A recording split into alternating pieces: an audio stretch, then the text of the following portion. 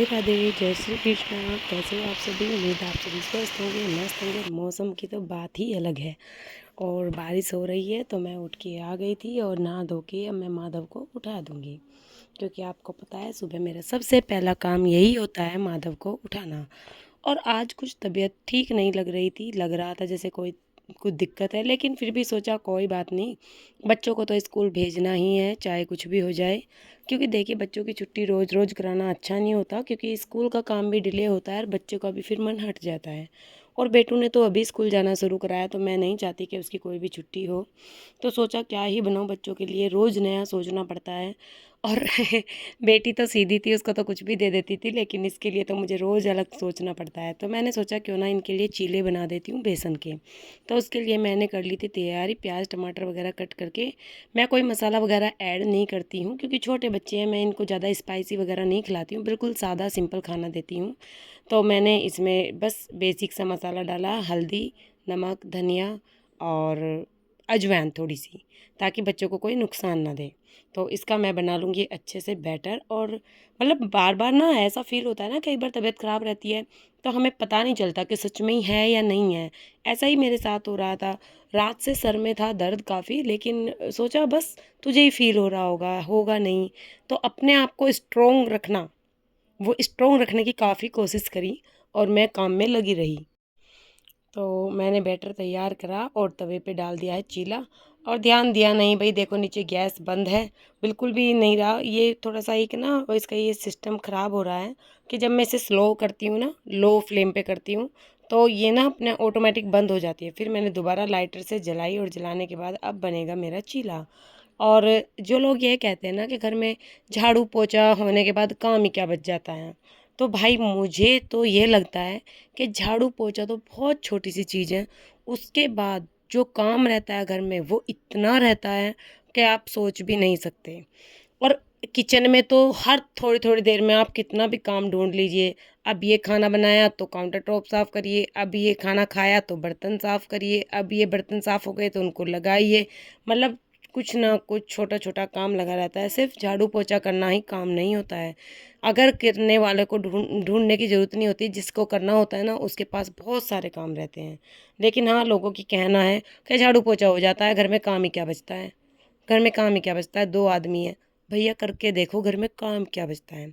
जब वो खुद करते हैं तो उनको लगता है भाई मैं थक गई, पूरा दिन काम में रहती हूँ, हैं? या पूरा दिन काम में रहता हूँ। लेकिन जब सामने वाला करता है तो उसे लगता है ये तो बिल्कुल आराम से बैठी है, इसको तो कुछ काम ही नहीं है। लेकिन ऐसा नहीं है, घरों में काम होते हैं, इसीलिए लेडीज़ें घर में रहती हैं। अगर काम ना होते तो वे भी जॉब किया करती। कोई इतना भला नहीं है कि उन्हें घर में रख सके, फ्री में खाना खिला सके। हर कोई चाहता है काम करो और खाना खाओ।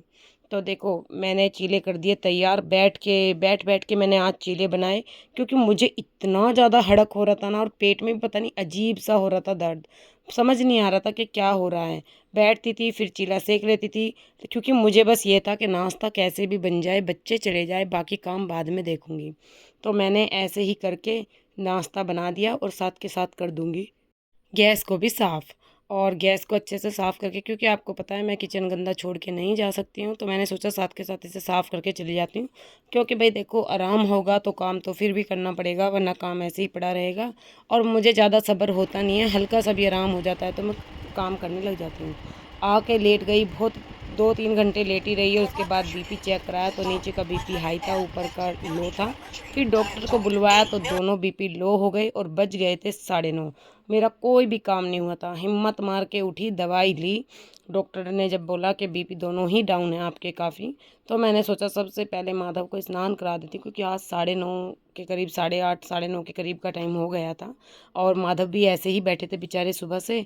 और मैं आई तो मैंने माधव को स्नान कराया, इसके बाद इनको तैयार करूँगी। और जैसी भी मुझसे आज पूजा होगी, वो पूजा पाठ करने के बाद ही मैं बाकी का काम शुरू करूँगी। तबीयत बिल्कुल भी नॉर्मल नहीं थी, सिर में अब भी बहुत तेज़ दर्द था, लेकिन बस दिमाग में ये था ना कि 2 बच्चे स्कूल चले गए हैं और 1 बच्चा बैठा है, तो उसको ही क्यों सज़ा दूँ? उसको भी तो कुछ खाने-पीने का देकर, चाहे मुझे बाद में रेस्ट करना हो, पहले मैं उनका काम कर देती हूँ। तो मैंने माधव को अच्छे से तैयार करके, तिलक वगैरह लगा के और कर दी पूजा की तैयारी। ये मैं कपूर लेके आई थी, बहुत अच्छा कपूर है और मैं इसको मतलब रोज़ ही मतलब जला देती हूँ, कभी शाम में, कभी सुबह में। तो इससे क्या होता है ना कि मैंने आपको बताया था ना, कपूर बहुत फ़ायदेमंद होता है। आपको पता है कभी खसरा, माता वगैरह कुछ निकलती है तो भी कपूर बाँधा जाता है।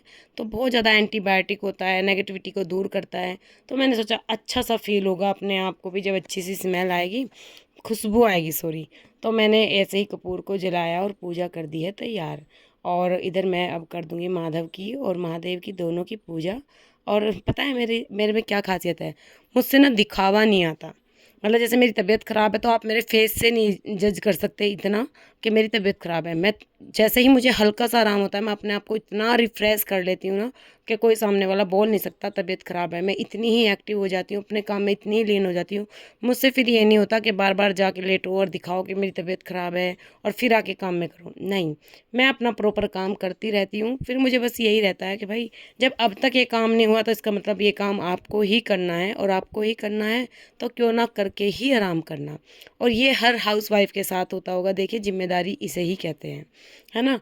तो मैं आई किचन में, देखा तो मम्मी ने चाय बना के पी होगी, वो निकल गई होगी क्योंकि भई उस वक़्त मेरी सिचुएशन नहीं थी, आज मैंने चाय नहीं बनाई मम्मी-पापा की, तो वो निकल गई होगी। तो मैं आई तो मैं किचन गंदे में काम कर ही नहीं सकती, बिल्कुल भी। तो मैंने दोबारा किचन को किया अच्छे से साफ़ और उसके बाद देखो किचन को बिल्कुल क्लीन करके सर्फ़ वगैरह से और काउंटर टॉप क्लीन करके अब बनेगी चाय।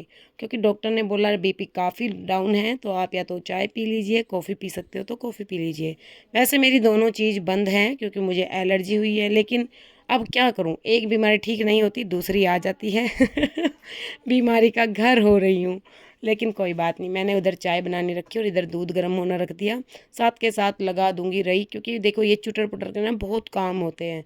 किचन में ही कम से कम 3-4 घंटे चले जाते हैं, सुबह एक बार लगने के बाद। तो मैंने सोचा साथ के साथ ये बड़े-बड़े से काम है, ये हो जाएँगे और इधर रही लगा दूँगी, तब तक मेरी चाय भी बन के हो जाएगी तैयार। तो मैंने इधर रही लगा दी है। और आप भी कमेंट में बताया करें कि आपका दिन कैसा रहता है, कैसे आप काम करते हैं और क्या मेरी अच्छी आदतें आपको लगती हैं। तो प्लीज़ कमेंट में ज़रूर बताइएगा। फिर मैंने अपने आप को फिर मोटिवेट किया और एनर्जी के साथ आपके सामने आई और लग गई अपने काम में। तो इधर मेरी चाय बन रही है, उधर रही लगी हुई है। तो अब मैं चाय को छान लूँगी और थोड़ी-सी चाय पीऊँगी आराम से। साथ में कुछ खाने का ले लिया है मैंने, नमक का लिया है क्योंकि बीपी डाउन है तो नमक का यूज़ करना चाहिए थोड़ा-सा। और इधर मेरी मक्खन भी निकल गया था और रही और मैं मटकी दोनों को साफ़ करके रख दूँगी।